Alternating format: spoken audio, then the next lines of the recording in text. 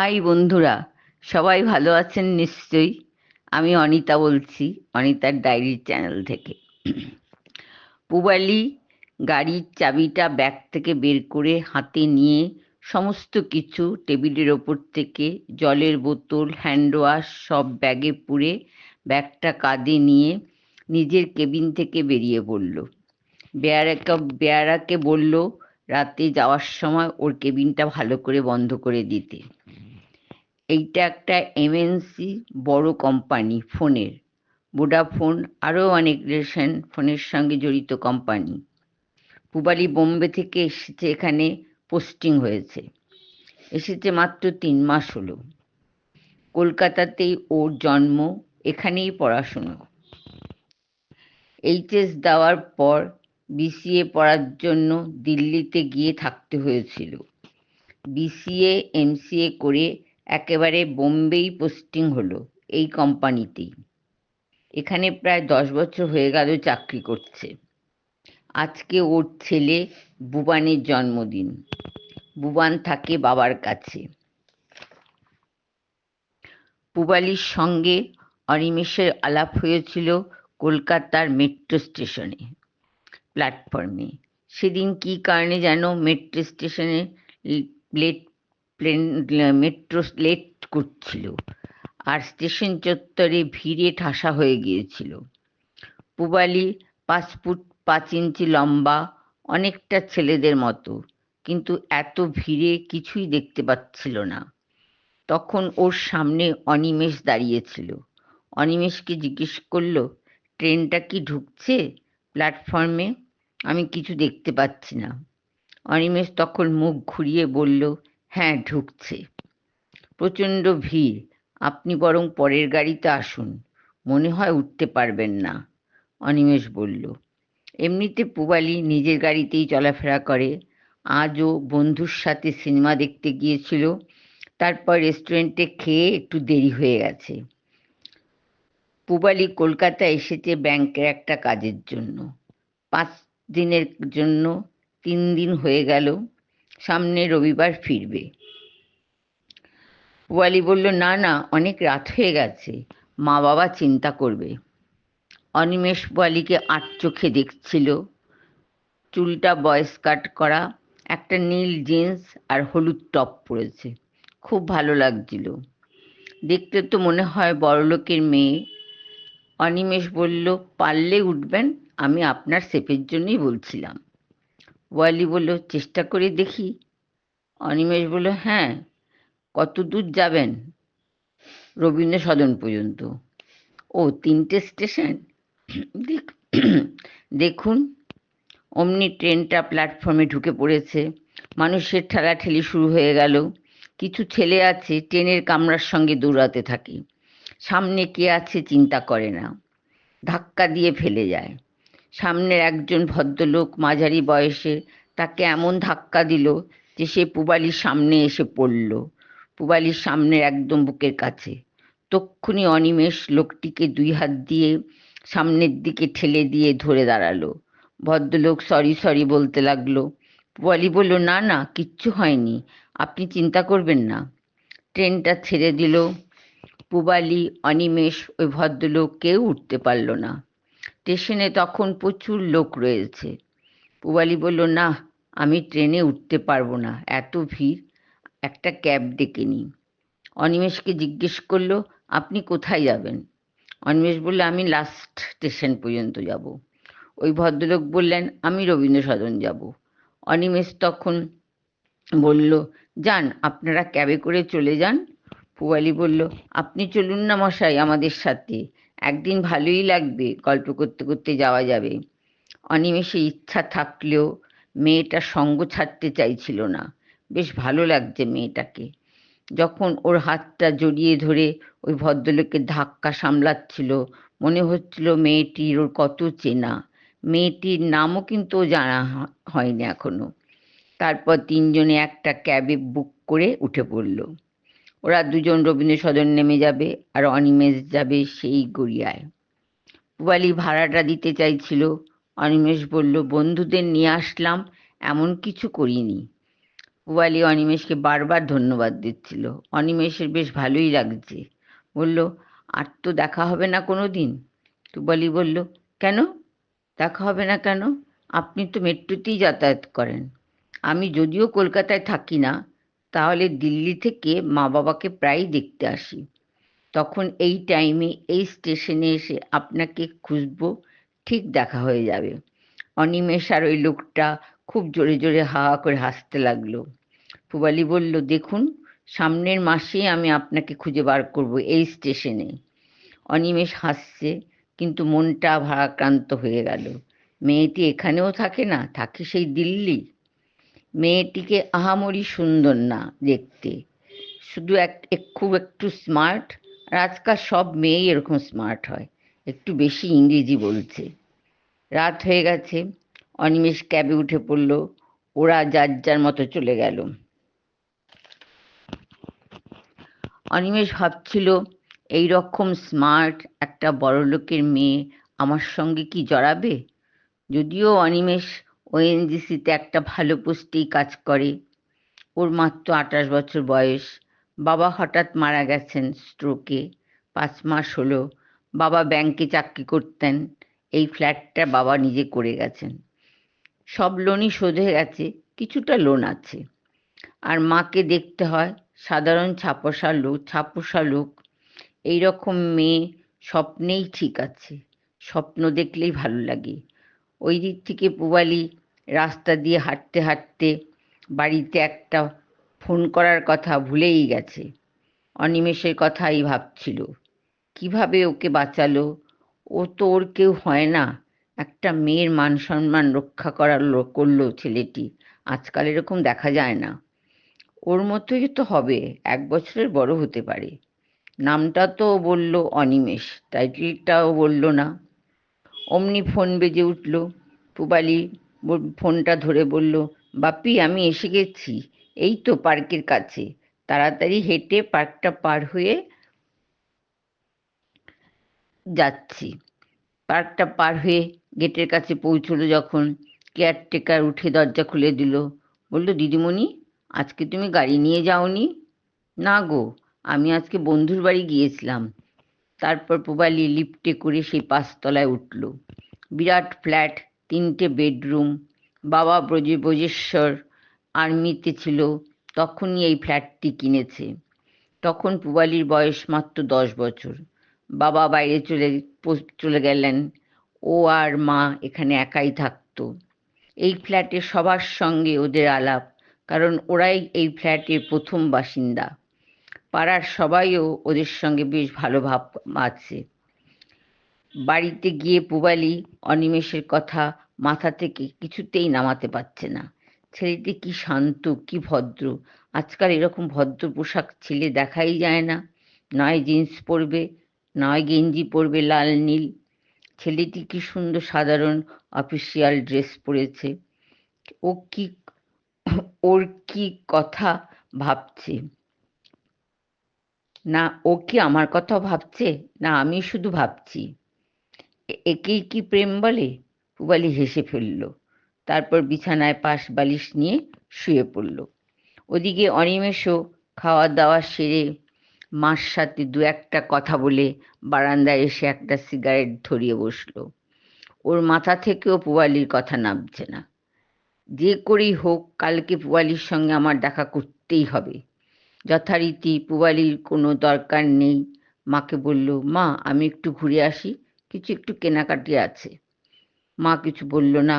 পূবালী সেই উত্তমপাড়া স্টেশনে গেল। এদিক ওদিক তাকাচ্ছে, অনিমেষকে খুঁজছে। পূবালীকে দেখার জন্য অনিমেষ অফিস থেকে তাড়াতাড়ি বেরিয়ে এসেছে। দূর থেকে পূবালী আগে অনিমেষকে দেখতে পেল। এমন জোরে জোরে ডাকতে লাগলো, অনিমেষ, অনিমেষ বলে। অনিমেষ শুনতে পেয়ে খুব জোরে হেসে ফেলল। সামনে এসে অনিমেষ একদম সোজাসুজি বলল, তোমাকে ছাড়া আমার চলবে না। পূবালী বলল, আমারও তোমাকে ছাড়া চলবে না। দুজনে জোরে জোরে হাসতে লাগলো। এমন দুজনে দুজনের হাত ধরল। বিধাতা ওপর থেকে ওদের আশীর্বাদ করলেন। তারপর দুই বাড়িতে কথাবার্তা বলে ওদের দুজনের রেজিস্ট্রি ম্যারেজ হয়ে গেল।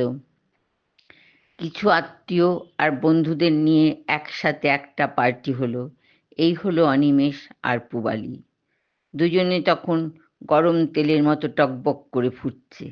বিয়ের পরই দুজনে অফিস ছুটি নিয়ে সিকিম ঘুরে এলো। বেশি দিন থাকেনি, কারণ অনিমেষের মা একা থাকে তো একটা কাজের লোক নিয়ে। এখন দুজন দুই জায়গায় থাকে। 15 দিন পর পর দেখা হয় দুজনের মধ্যে। পূবালীই বেশি আসে। অনিমেষ দুই একবার গিয়েছিল পূবালীর কাছে। ওদের আর ভালো লাগে না দুই জায়গায় থাকতে। পূবালী শেষমেশ চেষ্টা করে কলকাতার অফিস ব্রাঞ্চে একটা পোস্ট নিল, যোগ দিল এসে। এখন একসাথে থাকে। পূবালীও মা বাবাকেও দেখতে পারে। বেশ আনন্দে ওদের দুজনের দিন কাটছে। অনিমেষ আর পূবালী কি মা বাবা দুজনের মাকে নিয়ে ওরা বেশ এদিকে সেদিকে বেড়াতে যায়। বেশ আনন্দে ওদের দিনগুলো কেটে যাচ্ছে। পূবালীকে অনিমেষের মার খুব পছন্দ হয়েছে। পূবালীকে অনিমেষের মা চিত্তা দেবী অনেক গয়না দিয়ে বলল, এগুলো তোমার সম্পদ। পূবালী বলল, মা আমি তো এগুলো কিছু পরি না। না পরো, রেখে দাও তোমার ছেলের বউয়ের জন্য। ওদের বাড়ির গাড়ি ছিল না। অনিমেষ একটা লোন নিয়ে ছোট্ট গাড়ি কিনলো পূবালীর জন্য। ওর ট্রেনে অফিসে যেতে খুব কষ্ট হয়। পূবালী বলল, আমি আরাম করে যাব আর তুমি কষ্ট করবে? অনিমেষ পূবালীকে এত ভালোবাসে। পূবালী মা বাবার কাছে গিয়ে থাকতে পারে না। একদিন পূবালী অফিস থেকে তাড়াতাড়ি চলে এসেছে, শরীর খারাপ। এসেই বাথরুমে ঢুকে খুব বমি করছে। চিত্তা দেবী অনিমেষকে ফোন করলো, তাড়াতাড়ি একজন ডাক্তার নিয়ে আসবি, পূবালীর শরীর খারাপ। আর ওর সঙ্গে কিছু মিষ্টি আনিস, সুখবর হতে পারে। অনিমেষ বুঝতে পারল না। এই বলল মা পূবালীর শরীর খারাপ, আবার বলছে সুখবর হতে পারে, আবার বলছে মিষ্টি নিয়ে আসতে। অনিমেষ মাকে বলল, কি বলছো তুমি? চিত্তা দেবী বলল, কিচ্ছু বলছি না, তুই বাড়ি আয়। অনিমেষ ডাক্তার নিয়ে বাড়ি এলো। ডাক্তার চিত্তা দেবীকে বলল, মিষ্টি খাওয়ান দত্তগিন্নি। এই তো আমি রেডি হয়েই আছি, হাতটা ধুয়ে নিন। অনিমেষের দিকে তাকিয়ে ডাক্তারবাবু বলল, অনি, তোমার এবার দায়িত্ব বাড়ল। অনিমেষ এতক্ষণে বুঝতে পারল। তখন পূবালীর কাছে গেল, কপালে আস্তে করে একটা চুমু খেলো। পূবালী বলল, দরজা বন্ধ নেই, ডাক্তারবাবু বাড়িতে, তুমি কি করছো? অনিমেষ বলল, আমি আমার বউকে আদর করব, তাতে কার কি? তুমি মা হবে আর আমি বাবা। পূবালী জোরে জোরে হাসতে লাগলো। বলল, ঠিক বলেছ। তুমি ডাক্তারকে জিজ্ঞেস করো। দুজনে আনন্দে আত্মহারা।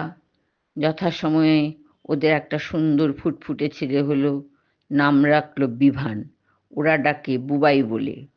ঠাকুমাও তাই ডাকে। আস্তে আস্তে দাদু দিদা ঠাকুমা ও মা বাবার আদরে ছেলে বড় হচ্ছে। একদিন বুবাই খেলতে খেলতে পড়ে গিয়েছিল। কোনো ব্লিডিং হয়নি, কিন্তু কোথাও ফাটেনি, কিন্তু ওর এখন মাথাটা খুব যন্ত্রণা করে। ডাক্তার দেখে বলেছিল এমন কিছুই হয়নি, তবে একটা এক্স রে করে নেবেন। ওরা আর এক্স রে করাতে ভুলে গেছে। বুবাই আস্তে আস্তে কেমন যেন ঝিমিয়ে পড়ছে, বেশিক্ষণ পড়তে পারে না। স্কুলের টিচার ওর নামে রিপোর্ট করে, মাথা যন্ত্রণা করে, মাথা নিচু করে সবসময় স্কুলে শুয়ে থাকে। বুবাইয়ের এত শরীর খারাপের সময় পূবালীর আবার ট্রান্সফার হয়ে গেল দিল্লি। বুবাইয়ের চিকিৎসার জন্য অনেক টাকার দরকার। পূবালী এই সুযোগটা ছাড়ল না। সপ্তাহে শনিবার আসতো আর রবিবার দিন চলে যেত। বুবাইকে পূবালীর ইচ্ছে ছিল বিদেশে গিয়ে চিকিৎসা করাবে। তার জন্য অনেক টাকার দরকার। পূবালী গাড়িটাও বিক্রি করে দিল। আর সপ্তাহে আসে বলে অনিমেষের সঙ্গে খুব কথা কাটাকাটি হয়। অনিমেষ তোমার এখন অনিমেষ বলে, তোমার এখন বুবাইয়ের সঙ্গে থাকা দরকার, ওকে সময় মতো খাওয়া দাওয়া ওষুধ দেওয়া দরকার। মার তো বয়স হয়েছে, মা সব সময় মনে রাখতে পারে না। পূবালী বলল, টাকারও দরকার। আমি বসকে সব বলেছি, উনি সামনের মাসেই আমাকে কলকাতায় ট্রান্সফার করে দেবেন। অনিমেষ রেগে গিয়ে বলল, তোমার টাকায় দত্তবাড়ির ছেলের চিকিৎসা হবে না। এই বলে দুজনে খুব ঝগড়া শুরু করলো। শোয়ার ঘর থেকে বুবাই এসে ওদের কথা কাটাকাটি শুনছে। ওর চোখ দিয়ে জল পড়ছে। চিৎকার করে বলল, আমি ডাক্তার দেখাবো না, তোমরা থামো এবার। অনিমেষ আর পুবালি থেমে গেল। বুবাই দৌড়ে শোবার ঘরে চলে গেল। সোফার মধ্যে শুয়ে পড়ল আর কাঁদতে কাঁদতে বলছে, তোমরা সব সময় ঝগড়া করো আমার শরীর খারাপ নিয়ে। আমি আর ডাক্তার দেখাবো না, আমি জানি আমি মরে যাব। অনিমেষ ও পুবালি ছুটে এলো, বলল, বুবাই শোনা, না না, আমরা আর ঝগড়া করব না বাবা, এই প্রমিস করলাম। বুবাই দুদিন পর তো বুবাই দুদিন পর তো মা আবার চলে যাবে, একটু আমার কাছে বসো না মা।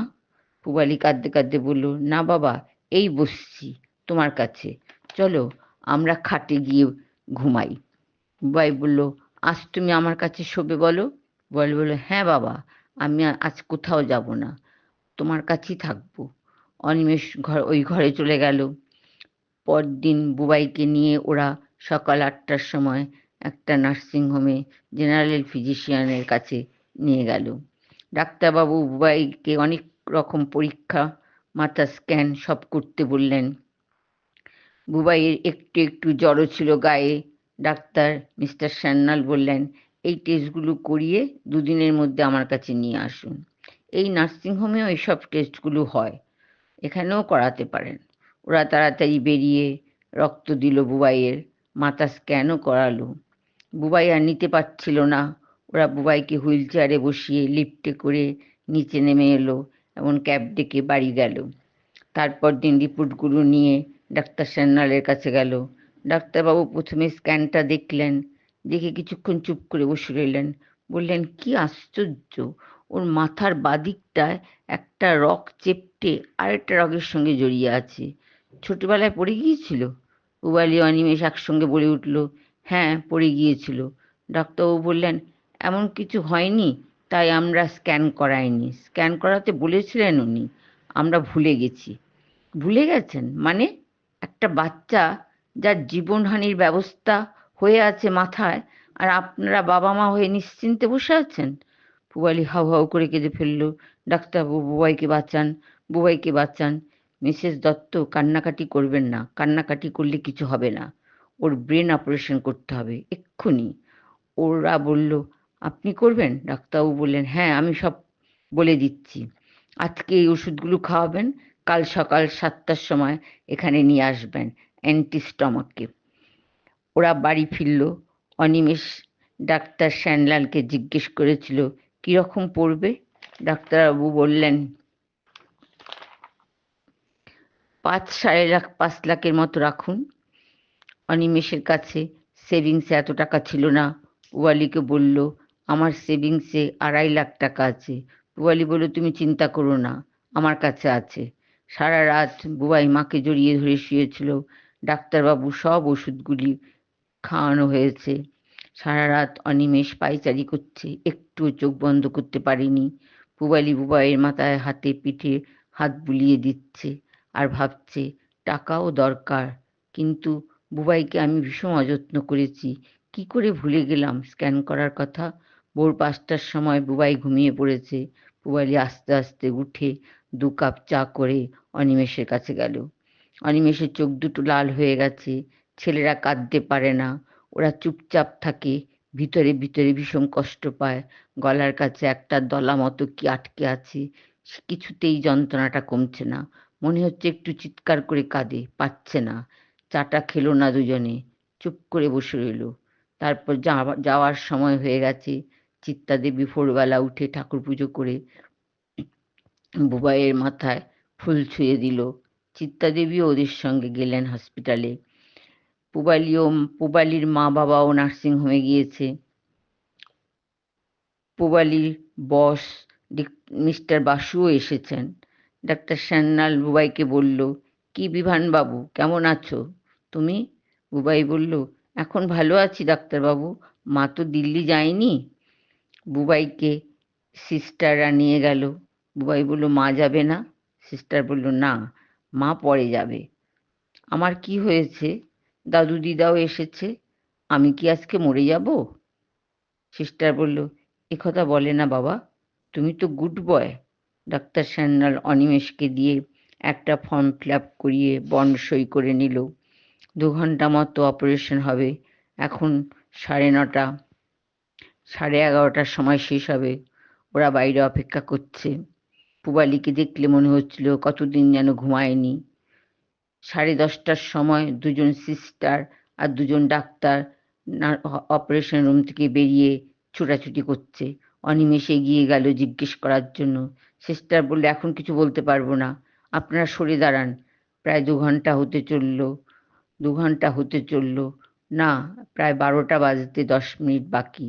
অপারেশন রুমের লাল লাইটটা নিভছে না। ওরা সবাই ওই লাল লাইটের দিকে তাকিয়ে আছে। লাইটটা নিভল। বেশ কিছুক্ষণ পর ডাক্তার সান্যাল বেরিয়ে এসে বললেন, 11টার পর থেকে বিভানকে আর অক্সিজেন দিতে পারলাম না। ও টানতে পারছিল না। ব্রেনে অনেকটা রক্তস্খলন হয়েছে। একেবারে ড্যামেজ হয়ে গেছে। Sorry mister Dutta, sorry madam. প্রথমে কথাটা শুনে অনিমেষ সোজা হেঁটে নার্সিংহোমের ওই দিকটায় চলে গেল। চিৎকার করে কাঁদতে ইচ্ছে করছে, কিন্তু কাঁদতে পারছে না। দাঁতে তার দাঁত চেপে দেয়ালের দিকে মুখ করে মাথা নিচু করে দাঁড়িয়ে রয়েছে। চোখ দিয়ে অঝরে জল পড়ছে। পূবালী, বুবাই, বুবাই, ডাক্তারবাবু কি বললেন মা? বুবাই অক্সিজেন নিচ্ছে না? ওর জ্ঞান নেই? ও চলে গেছে? সন্তান হারা মার কান্না নার্সিংহোমের বারান্দা দিয়ে বেরিয়ে আকাশে মিলে মিশে যাচ্ছে। জানি না কোনো ঠাকুরের কাছে গিয়ে এই কান্না পৌঁছবে কিনা। দেখতে দেখতে তারপর 3 বছর কেটে গেল। যথারীতি আবার সব আগের মতোই চলছে। কারোর জন্য কিছু থেমে থাকে না। কিন্তু পূবালী আর অনিমেষ থেমেছিল। তারা আর চলতে পারছিল না। পূবালী অনেক চেষ্টা করে অনাথ আশ্রম থেকে বিভানের মতো একটা ছেলে নিয়ে এসেছে। বিভানের জায়গাটা পূরণ করার জন্য বিভানের মতো মানুষ করছে। পূবালী মা আর অনিমেষ বাবা, এই ডাকটা ওদের অনেক পূর্ণতা দিয়েছে। আমার ডায়েরি শেষ করলাম। ভালো লাগলে শেয়ার করবেন, সাবস্ক্রাইব করবেন।